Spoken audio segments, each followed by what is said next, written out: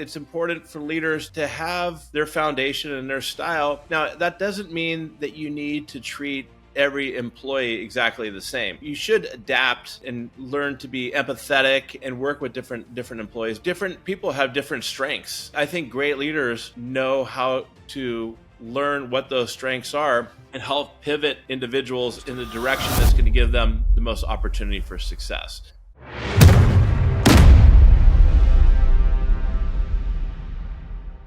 Damon, I'm super excited to have you here with us today. My first question for you. We just talked about. Well, thank you. Absolutely. 6-year anniversary, and I can't think of a better person to bring on the stage, man. We appreciate you. Like I told you backstage, I mean, 6 years, it just shows, the consistency and the grit that went with it. So congratulations, man. Thank you. Yeah, we've been through some things. Let's just put it that way. You go through some things. I was telling you backstage, we actually had an experience the first 2.5 years of content. We actually ended up losing because the studio we were using prior to the pandemic, they actually went out of business during the pandemic, and they had control of our content. We actually ended up losing 2.5 years of content. But you know what? You live, you learn, and you move forward. Yep. Right? Yep. So, but that's cool, man. I appreciate you again being here. My first question I wanted to dive into is your career in baseball, right? You transitioned from that to becoming a leader and learning and developing and developing people. So how has your athletic background shaped your approach to leadership and training? I'm sure there's some things that you took from that experience, your athletic career. Tell me about that. Well, I would say most of my leadership style and what I've learned has been shaped from my baseball career. A quick background on that is, I grew up in the San Francisco Bay Area. I was fortunate to be with a group of friends who love playing sports. Football season, we were all about the Niners, 49ers, basketball is the Warriors, and then baseball. By high school, I realized that if I had a chance to play in college moving forward, it was in baseball. And I was lucky enough, I got drafted by the Atlanta Braves I'm dating myself, Trevor, but in the 1990 draft. And I had a choice. Do I want to go to the minor leagues or take a full scholarship to Pepperdine? I ended up going to Pepperdine. I think it was just I was a young kid. Otherwise, I would have been on the same team with Chipper Jones in rookie ball. That was really my first experience of leadership. The coach that we had there, Andy Lopez, Pepperdine's a small Division I school. And he went out, Trevor, and said, we're going to win the World Series. A lot of people are like, how is Pepperdine going to win the World Series and beat these huge, schools like LSU? And, I personally got hurt and ended up leaving. But the very next year, Pepperdine won the College World Series. And that was a great lesson to answer one of your questions about setting a clear vision and really believing in that vision and getting everybody behind it. I ended up at Arizona State, got to play in the College World Series there. And, I was looking forward to my next opportunity to get drafted again and move on. That didn't happen. And I was kind of, I was 22 years old and I was at the crossroads. Like, what am I going to do next in my career? And you kind of lose your identity for a while because I only saw myself as a baseball player. And as I was listening to you speak to some of the individuals who are going through career transitions or they need to reinvent themselves, that's really what I was going through. And never in my life did I think that I would end up in the learning and development world. Can I lean into that for just a second? Okay. Because that's actually why a big reason why I do what I do, helping the career transition community. Okay. Is in 08, 09, if you remember what happened back then, we had the recession, right? The Great Recession. And I was at that point in my life, I was in my early 20s and I was actually selling Harley Davidsons. Okay. And yeah, it was a cool job, man. When you're in your early 20s and you're slanging metal like that, okay, Harley Davidson, it was such a cool job. And like I put my identity in the bar and shield, okay, in that logo. And I remember just like living and breathing Harley, it was so cool. And well, guess what you think happens during the recession? it's a luxury motorcycle. Do you think many people were buying a luxury, recreational vehicle? No, people cut back. They have to cut back. Absolutely. And so they cut back. And so guess what? They cut me. All right. And I got let go, and man, I was crushed. And, I remember all the fear and anxiety and stress that I had going through that moment when I'm watching my bank account go negative. I didn't handle it very well, to be frank with you. I started drinking too much. I mean, I was depressed. And fast forward years later, I found a group, walked into this church, and there was like 100 senior level executives, okay, that were in transition. And you could feel that same energy, that depression, anxiety, fear, stress, right? You could see it and feel it. And I just knew I had to give back and had to support and help and serve that community. And so I can relate to what you're talking about when you're like, man, you thought you were going to go a certain direction, and life just hands you a different deck of cards, right? Yeah, I mean, I always thought at the point was I was all league, and I thought you get to continue to play until you get to a level where you can't compete anymore. And of course, I could have walked on and things like that, but I learned life doesn't always work exactly as you wanted it to. And so here I was 22 years old, and fortunate that I come from a family who had multiple businesses, a really successful real estate company and hotel chain and everything. But really, Trevor, I didn't think I had any skills. I'm like, well, I've never really had a job before. So I started as a receptionist at this little corporate training company. And I started there, and I learned that I wanted to be able to be great at something else besides just baseball. And at the time, I wasn't sure if my skills were transferable. But what I learned, and this is, I think it's important, is like I just outworked everybody. I worked harder, and I got mentors, and I wanted to prove that, first of all, I belonged at that company. It wasn't just like, oh, this is my dad's business, and he stuck me there, And so, fast forward, I'd say 7 years, and I went from teaching classes and how to Microsoft Excel to sales and trying things and failing and enjoying it, being fully committed, really. When they were looking for a new CEO, and this is even before, this isn't about 2000, 2001, right before the dot-com bust. For those of you who remember, I threw my hat in the ring to be asked to be CEO. And they said, well, why should we go with you, the board? And I said, I'm passionate about learning. I've taught classes. I understand what we need. I was given the opportunity. And then and things went well for about 6 months. And then, everything fell off, talk about learning lessons. The economy crashed, but we worked our way through it. And the past 29 years have been a bunch of, done some great things and made some big mistakes. And I'm really proud to say that we've trained over 1.9 million individuals Hold up. in the 30 years.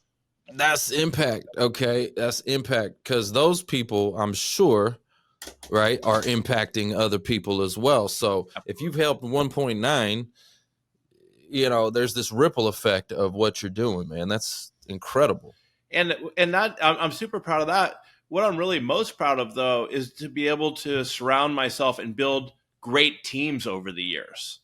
And how we've been able to do that. We're headquartered in the San Francisco Bay Area, so it's very difficult to compete with places like Salesforce and Google and Facebook.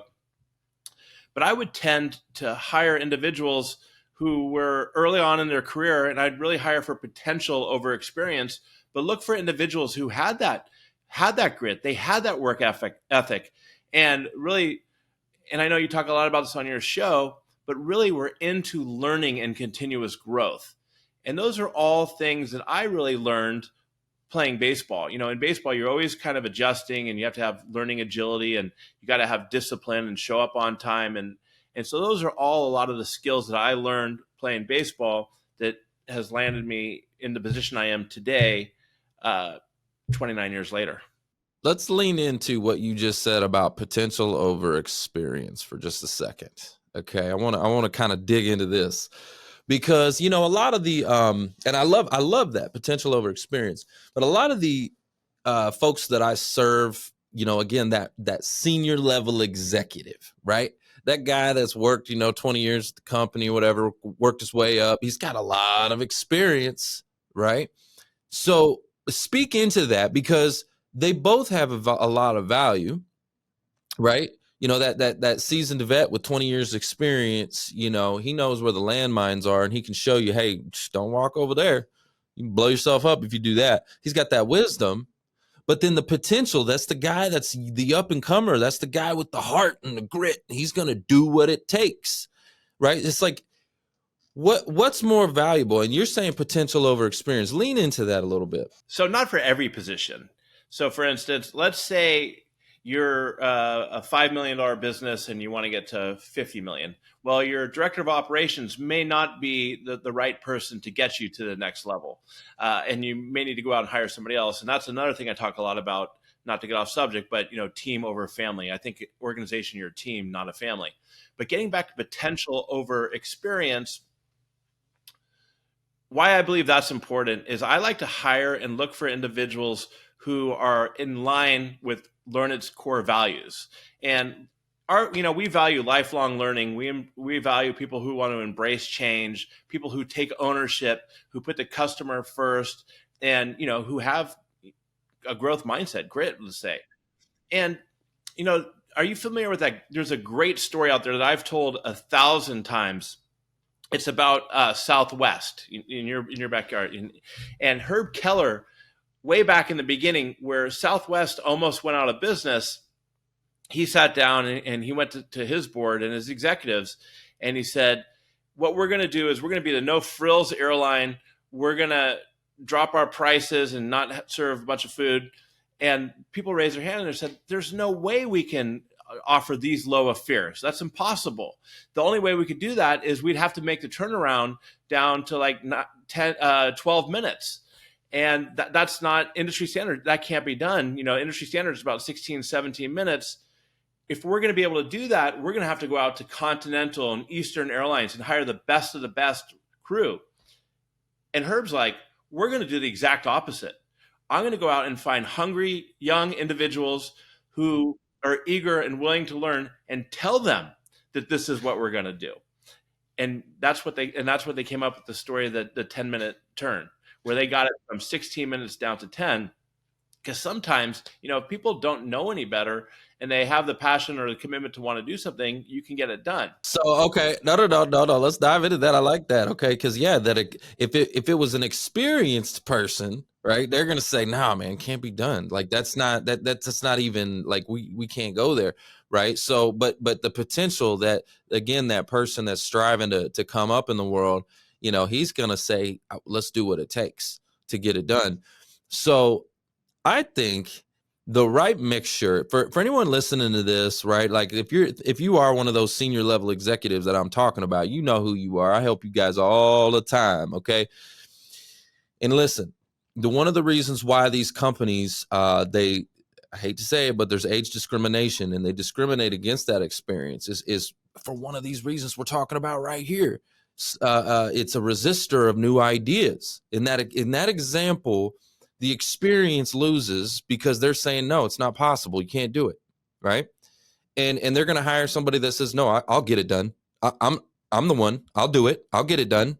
Right. And so if you can marry your experience with the excitement and energy of that young potential, okay, to always be open to ideas, right, and show the employer that you're capable to do that, man, I think you got a winning combination. You got the potential and the experience. Boy, let's go. Now, here's one thing I want to say, because I'm totally against ageism, right? And that's I'm 100% against that. And a resume comes in, you see this person's been working since the 80s. Now, there are individuals who maybe have been an accountant their whole life, or maybe they've been in the HR world and now they want to get into sales. So there's no saying that those individuals can't come in with a fresh mind and fresh perspective either.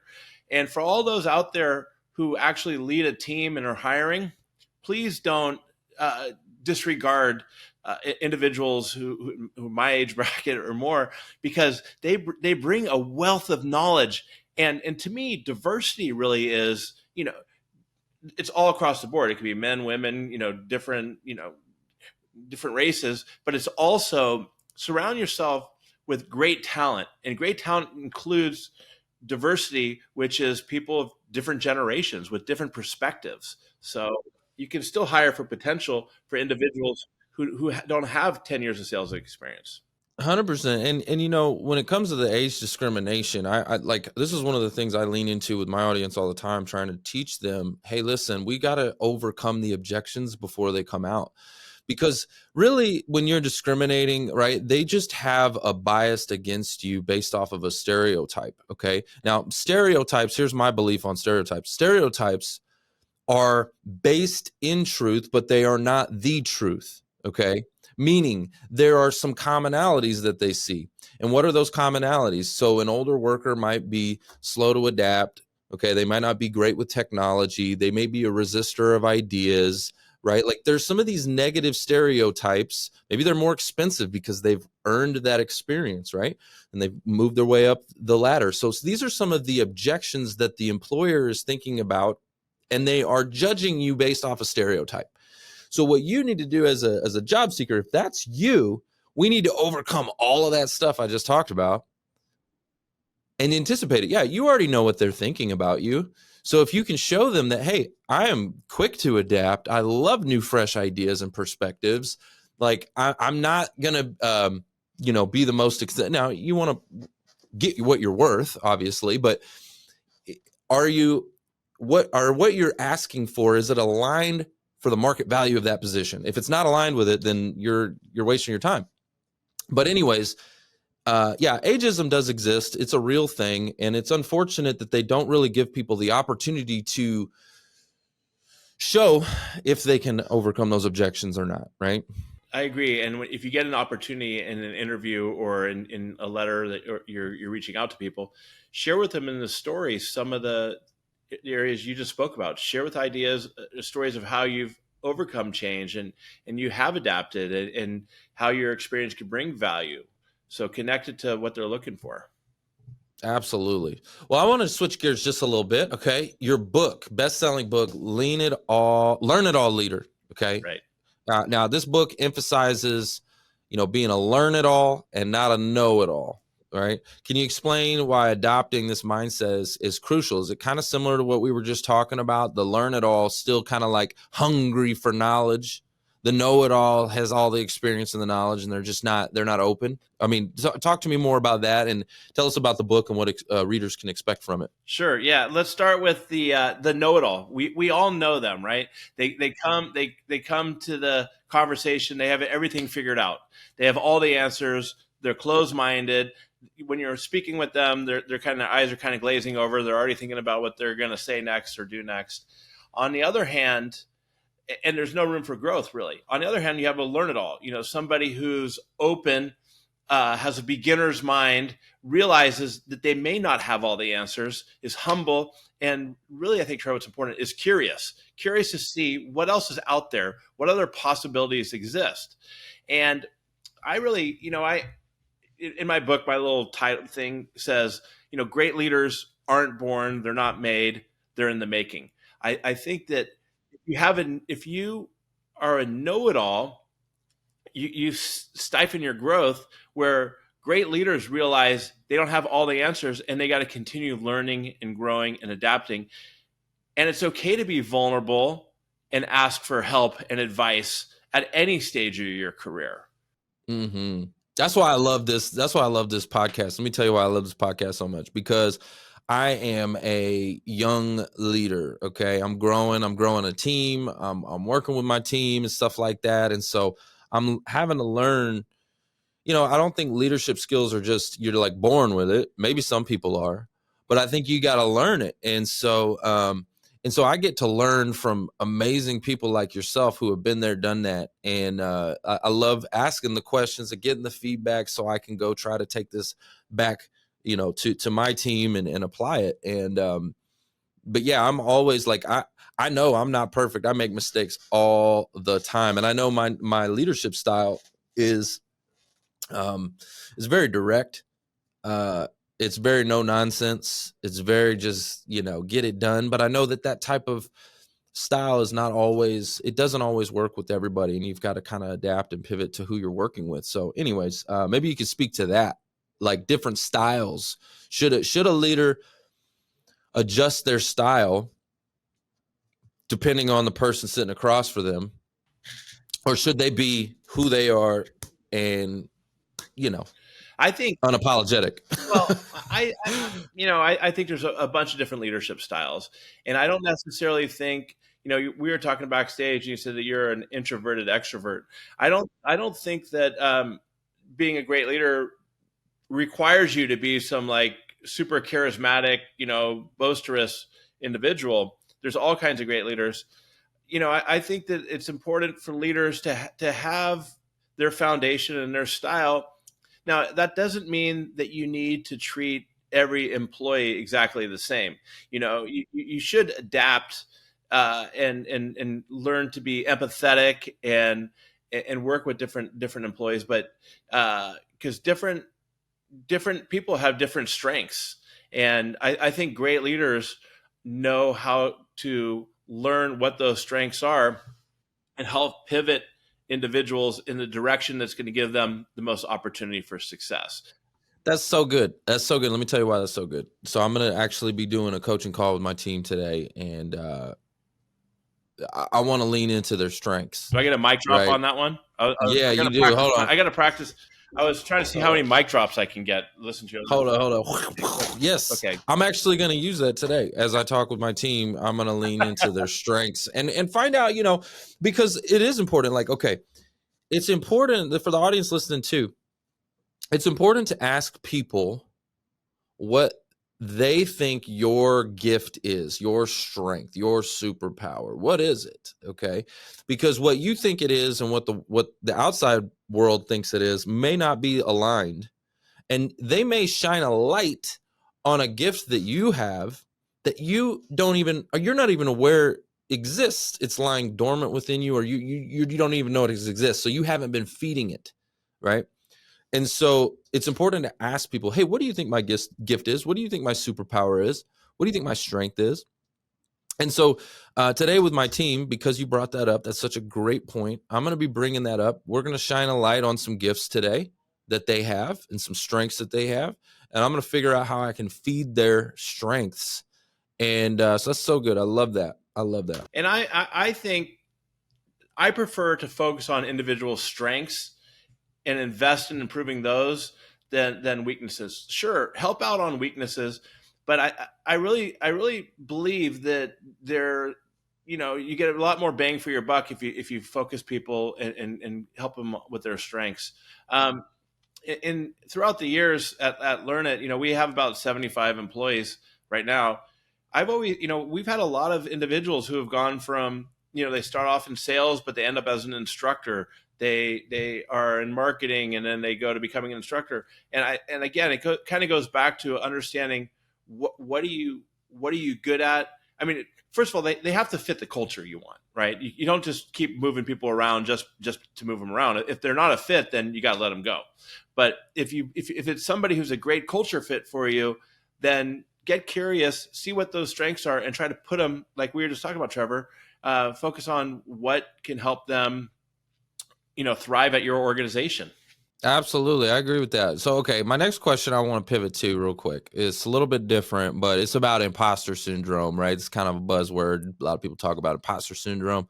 It's a common challenge, right? And even with leaders and even accomplished leaders, myself included, the other day, I'm not even going to lie, I had the enemy attacking me, okay? Talking about, you ain't real. You ain't the real deal. Okay, I had a little bit of imposter syndrome going on myself. Okay, I'm not going to lie. Can you share, you have a 3-step approach to how leaders can overcome this. Can you talk to us about how we do that and build some confidence within ourselves to say, yes, I can do this? And you mentioned, how leaders can overcome this.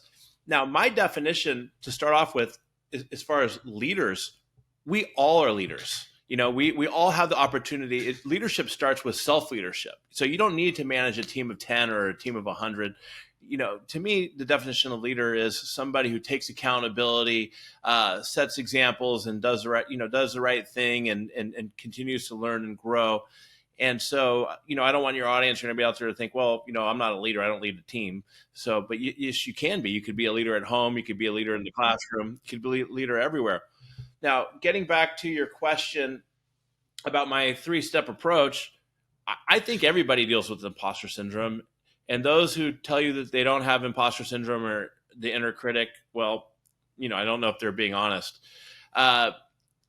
Step number 1 is really work hard.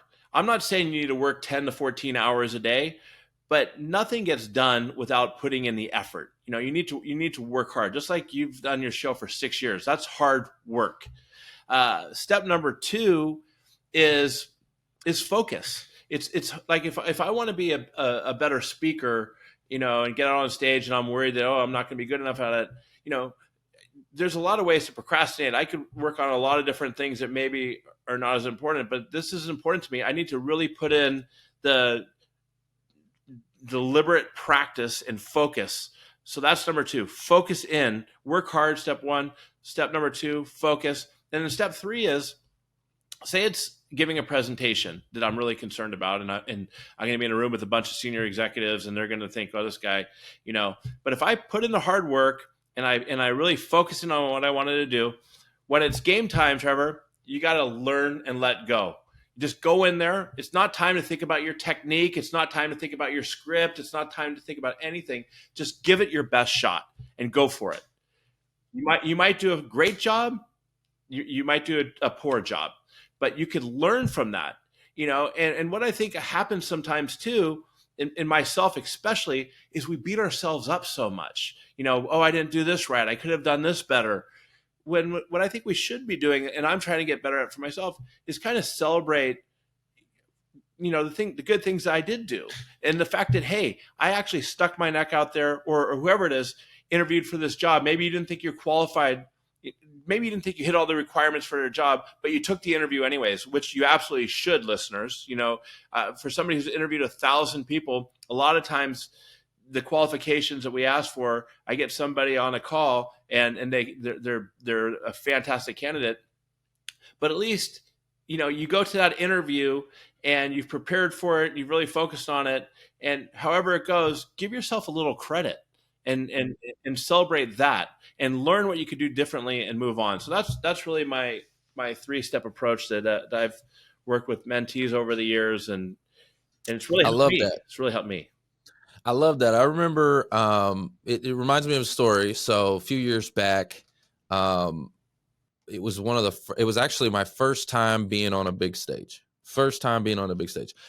And so, but the interesting part was I got asked to MC the conference.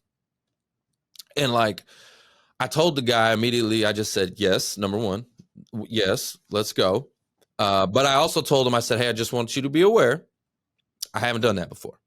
Okay. This is new for me. So just so you know, but yes is your answer. I want to do it. And so I did a lot of preparation. I mean, it haunted me probably for 4 or 5 months prior to. I mean, I was all in my own head about it. I was I lost sleep over it, seriously, because I had anxiety, and it was, man, and the nerves, right? But I was still committed to it, and I leaned on some people that I know who are professional MCs. Had many calls with them, watched and prepared. I watched YouTube videos about people that have done it and watch them do it and all that kind of stuff. So preparation, the work hard, like you were talking about. And man, I tell you what, when I got up there, I was terrified. Okay. But that only lasted for 30 seconds. And then I'm just full of adrenaline, full of momentum. The preparation kicked in. Okay. And people had no idea. They were like, dude, I love you, man. It's freaking awesome. You know what I mean? And so what I think is important too, somebody told me this, Rachel Druckenmiller, she has this quote, an invitation is an indication of a qualification, she says. Okay. And I thought that was so important because that invite that I got was somebody seeing a gift in me. They saw me probably like doing this show or whatever. And they're like, dude, I want you to MC my conference, right? They saw something in me that I didn't know was there, right? So, and again, an invitation is an indication of a qualification. So I might have had imposter syndrome thinking, dude, I've never done this before, but they saw it. You know what I mean? Absolutely. Absolutely. And you stuck your neck out there and said, yes, I'll do it. And that is so key. And if it's, I'm not saying to say yes to everything because your time is important, but if it's something that you want to get better at, just look, real growth, in my opinion, and I think a lot of great leaders will tell you, real growth doesn't happen unless you get out of your comfort zone. If you're just going to stay in your comfort zone and doing, you're never, you're not going to get it right 100% of the time, or maybe even 75% of the time. But yes, I've been in a similar situation. I got an opportunity to go speak at the Naval Academy for this group last year, and I was like, but I said yes, and I figured it out, and I did a really good job. Similar to you, it's you say yes, and then you put, like I said at the beginning of our conversation, just work hard. Put that and do the best you can do. And it is true. It's like the adrenaline kicks in, and all you can do is your best. We're human, right? So we're human, and if we put in the work, the preparation, and continue to want to learn and evolve, and like I call in my book, be a learn it all. I think it will work out. You'll continue to evolve. And you'll learn. So I learned through that experience. I learned, hey, I could have done it this way, could have done it that way. Here's what I could have done differently. Things like that. Because there's nothing like being in it. You can prepare all you want. Okay, that's the thing too. You can prepare all you want, but until you get in there, okay. Listen, it's like these football players out here. They prepare all day long, right? They're practicing all day long. But when you're in the game, when the game's live, right? Sometimes you just get sacked and you fumble the ball, like things happen and you just got to keep going though. You're not worried about the last play, right? You're not sitting there stressing over who fumbled the ball. Like it's time to, it's the next down. Let's go. One of the things, I'm with you. One of the things that it's like in baseball, you're doing great until you get a 2-0, chase a 2-0 slider in the dirt. You can't let that get in your head. You got to get reset. One of the things I tell new employees or individuals that I bring on is you can't be afraid to make mistakes and try things. The last thing I want are people who join my company and they're on a railroad track and all they want to do is the same thing all the time. I don't want you. Don't be afraid to break some stuff. Let's try things. There's nothing you're going to do unless you do something illegal or terrible, right? Yeah, don't do immoral stuff, right? No immoral stuff. Don't put your teammates in bad positions. Have integrity. Do the right thing, but try things. I don't want. I love it when employees will come to me or go to their manager and they'll say, I probably should have asked you about this, but I went out on a limb and I did this for our customer, or I tried this. I'm like, great, good. Get out. Absolutely. Try things. Like, yeah, if someone comes to you from your team and they say, hey, Trevor, I made a mistake, man, I messed up, and you're like, what'd you do? And they're like, well, this is what I was doing. I was trying to do this and that, and it just bop, bop, bop, bop, bop, and it fell apart, fell through the cracks, whatever. Cool, man. It's like a kid. When a kid comes over to you and they tell you they made a mistake, they're like, hey, I messed up. I did this and did this and did this. You're not like mad at the kid. I want the accountability. Number one, if they come and tell me that, hey, man, I messed up, and they tell me why and what was the purpose and what's going on, and it's like, hey, you were trying. I'm not gonna be mad at you. I'm gonna say, what did you learn? What did you learn? What could we have done differently? That's what I was gonna say. That's what I was gonna say. I got a similar story. We have a big YouTube channel. We have about 650,000 followers, and we were recording something that I was on for about 90 minutes. And I got a great media team, 3 gentlemen, and they recorded this. And then afterwards, the media guy came on. Well, we met the next day, and he's like, "Hey, Damon, I really messed up. And I didn't record. It didn't record correctly, or something happened." And technically, but he could have blamed it on the software. He could have blamed it on anything. But he took ownership of his mistake, and he's like, "This is what I should have done differently." And he's like, "We're going to come up with a solution to fix it." So he came up with a workaround. Now, as a leader, if you jump all over their back and get upset with them, well, guess what? People are going to start passing the blame elsewhere, and they're not going to want to take accountability. But I appreciate, and I think that that's something that I've learned over time, because as a younger leader, of course I get frustrated, but now it's like, because I was thinking, the first thing that came to my mind is like, I just wasted 90 minutes of my time, but took a deep breath, heard him out, what we could learn to do differently, and he found a solution. But I really appreciate that gentleman had he had the courage, so to speak, or he felt comfortable enough to come to me and say, "I messed this up. But let's figure this out. Let's get this right next time." And that's what I think is so great about surrounding yourself with great talent, is that they're able to do that and continue to develop and evolve.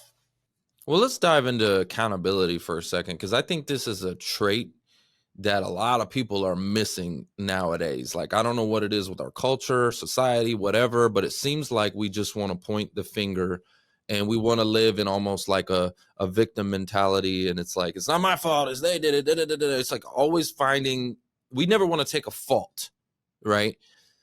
But I feel like accountability is a superpower. It's actually one that I have, because I did grow up with the victim mentality. I had a very, very kind of like chaos childhood, and I blamed everybody but myself, right? And when I changed my life and I transformed my life, turned it around, I recognized that accountability is a superpower. And it's like, no, I was, yes, there were external circumstances going on in my life. There was a lot of chaos, but I was still in all those decisions, right? I still made a lot of mistakes. And so taking accountability for that is how you grow. But talk to me about that. Like, why do you think our society right now, what is it about our society where it's like, nope, not my fault, it's their fault, they did it? Gosh, that's a tough question. I mean, I don't know exactly why that happens. I think it's some people like to blame the younger generations, which I don't think that's as being less accountable. I don't necessarily think that's true. I think it's across the board. I think a lot of times it comes down to leadership, and leadership that individuals, that you see out in the news, and how, some of the most important leaders in the world, business, politicians, pass the buck and pass the blame. And so maybe that happens. But, Trevor, I also think a lot of it starts sometimes even too at home, what you learn at home. But I really don't. I personally think that it's this thing right here, this smartphone. Okay. I think this is a big reason. That's what I'm talking about, the younger generations. Everybody's stuck at the phone, Well, I think it's like, with social media, okay, we all have a microphone now. Okay. We all have a platform now, or we feel like we do. Even if you're just, John, Joe Schmo, and you're just posting, especially if you don't have a lot going on in your life, right? If you don't have anything to lose, man, those people will troll you. Okay. Right. You know what I'm talking about? And so we all have this microphone. We feel entitled. People feel like real entitled. And you know what? I catch myself sometimes. Okay. I catch myself sometimes where something's going bad or not to my liking, and I find myself getting that like entitlement feeling, or how could you, like you get a lot of that. Like I had an experience. It was at Best Buy. Someone went sideways at Best Buy, and I just remember being like, let me talk to your manager. I like totally, I don't know, like I thought about it afterwards. And again, accountability. I went out to my truck after I left, and I was like, oh my God, what a douche magoosh I was. Like, I was so, entitled. I felt so entitled. And I think a lot of, again, it comes from, I don't know. I'm just trying to figure that out. Where does that come from with our society? Like, as I see a lot of people. At least you caught yourself on it. At least you realized. Oh, I did. I went back in and apologized. You did? Like, that's good. Yeah. Oh, yeah. I did. Because I was like, you know what? No matter the circumstance, they were wrong. Let me put it to you that way. They were wrong in what happened. I don't need to go in the whole story, but they were wrong. But it doesn't matter. They didn't deserve for me to get so flustered about it and so like, like, and I was like, nobody deserves to be talked to that way. I talked to her a little bit crazy. Okay. That was wrong.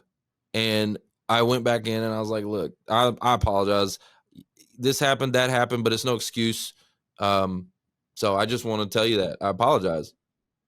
Oh, they were super appreciative of it, super appreciative. And I'm like, I'm sure you probably get this all day long. And I just don't want to contribute to that. It's like, people get so triggered nowadays. And I did in that moment, I got triggered. People get triggered, you get their order wrong at the drive-thru or whatever. They're, how dare you, I said no mayonnaise.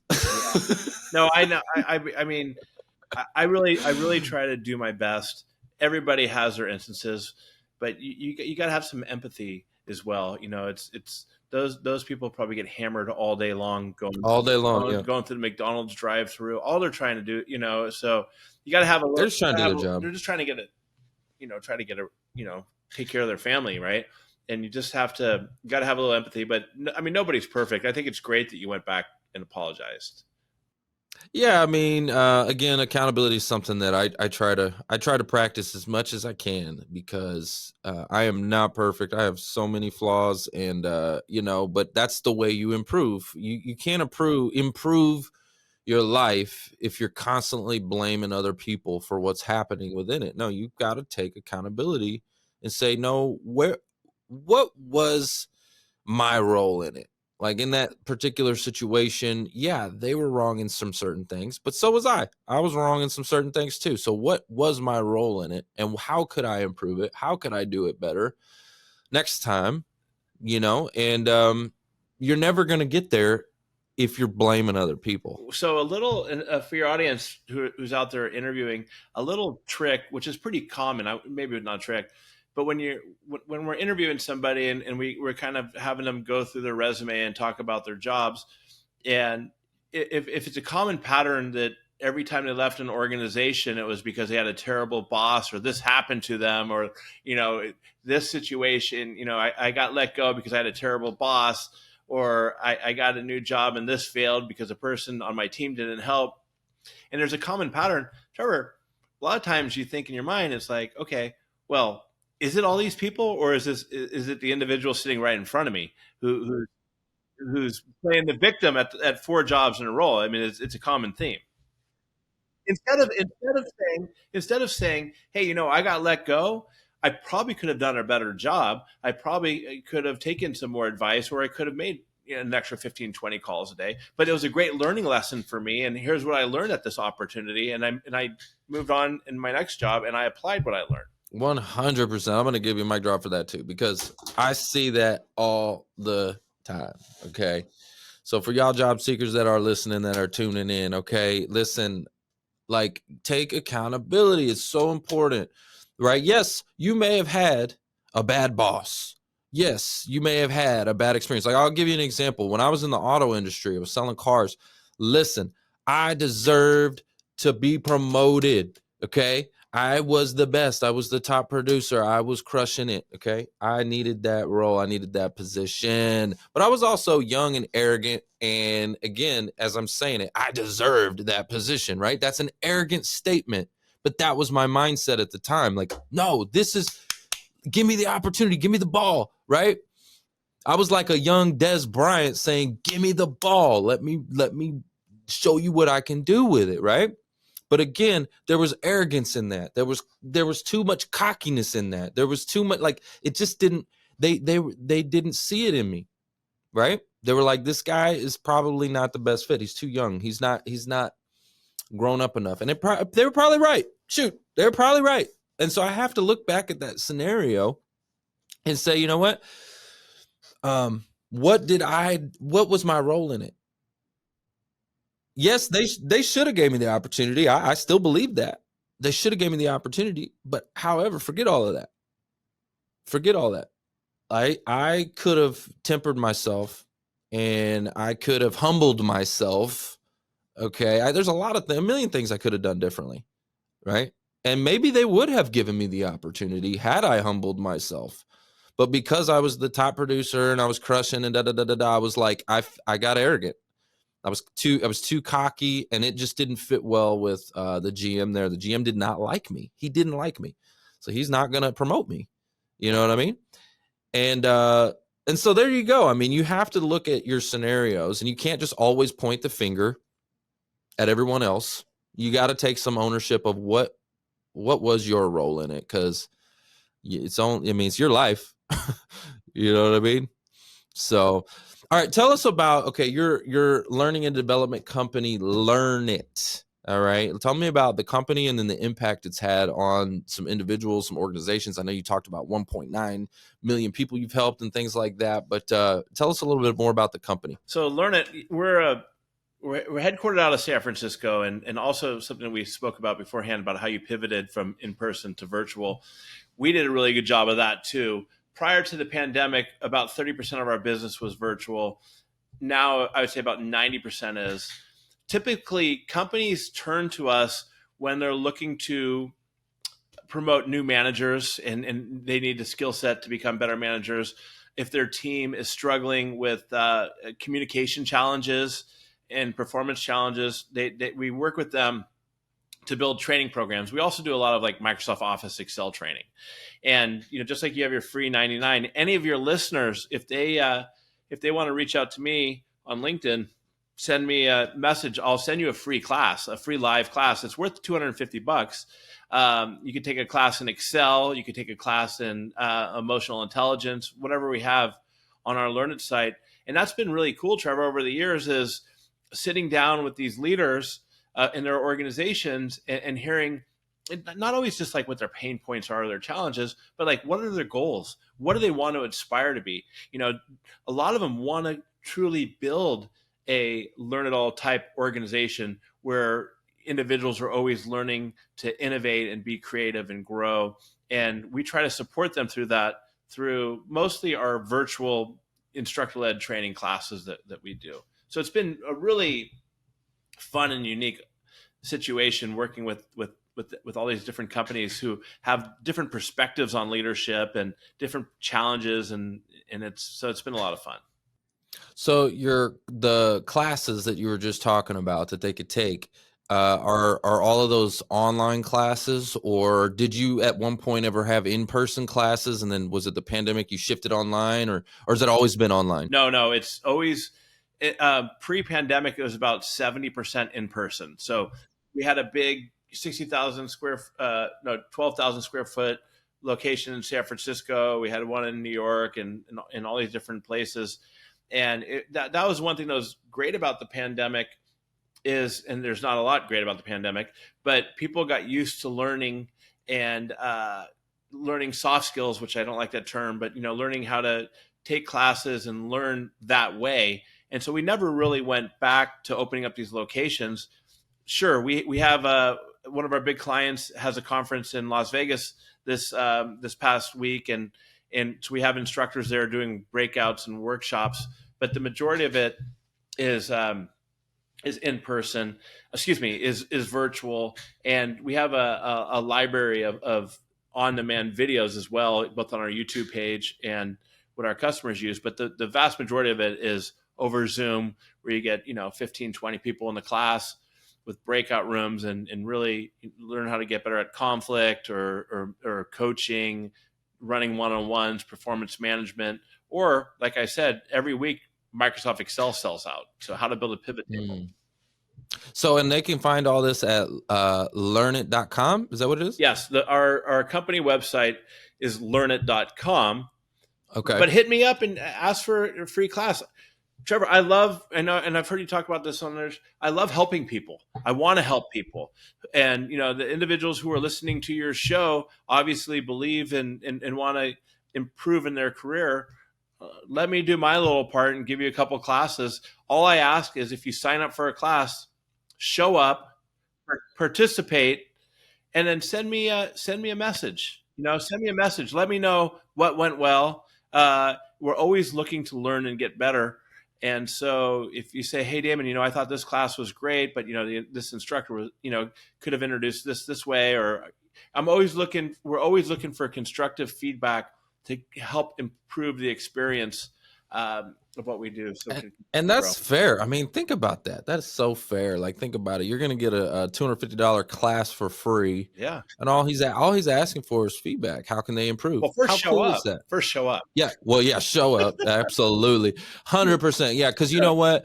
The more you pay, the more you pay attention. Yeah. So if it's free 99, we see, our summit is free, right? Yeah. So people go through that, and we see about a 50% show up ratio. Yeah. It's online. It's too easy not to sometimes. No skin in the game sometimes. No skin in the game, exactly. And so yeah, make sure, guys, like, he's giving you something of value, a true value, $250 value. Okay, make sure you show up. Okay, so first of all, he wants you to connect with him on LinkedIn. So you're going to build your network, you're going to connect, build relationship. He's going to help you, support you, all that good stuff. Connect with him on LinkedIn. Okay, and then get plugged in with their platform. And then I have an ask for you. My ask is that you go on to their YouTube page. Okay, he said he's got a big old what is it, 600,000 or something like that. He's a big old thing right over there going on. 650,000. Yeah, like, let's go support that YouTube channel. Tell us what are a couple things real quick that they can expect to see on that page. Well, on the YouTube channel, what's really popular are we have our full length courses, mostly our technical courses. Our Excel, PowerPoint, Tableau, Power BI, Python. So those are all that content is there for free. I mean, it has ads on it, of course. And then you'll also see, we have our Learn It All podcast, and you'll see the different episodes of other great leaders and a lot of great leaders who've been on that show. But the key target audience for our YouTube channel is around our technical skills. So we're one of the top, we're a YouTube silver partner, and there's a lot of great content out there. That's amazing. Y'all go check out that YouTube page. Okay, make sure you subscribe. Learn it anytime. Learn it anytime. Yeah, learn it anytime, and make sure you go do that. Damon, I just want to say thank you so much. It's been a pleasure meeting you and learning about what you guys do and the impact that you guys are having. Thank you for being on our 6th year anniversary show. Okay. And for those of you that are tuning in on the podcast and tuning in online, guys, make sure you subscribe to the podcast. This is 6 years in. 6 years in. Okay. We've done like 600 episodes, something like that, some crazy amount, right? But I'm excited to share the stage with you, Damon, for our 6th year anniversary. We appreciate you, man. We appreciate you so much. All right, guys. Damon, hang tight. But guys, that's the show. It's all about who you know. Thanks for listening to the Who You Know Show podcast. My name is Trevor Houston, and if you've enjoyed this episode, consider subscribing wherever you listen and leave us a positive review to help us keep the mics on in the studio. Until next week, that's the show. It's all about who you know.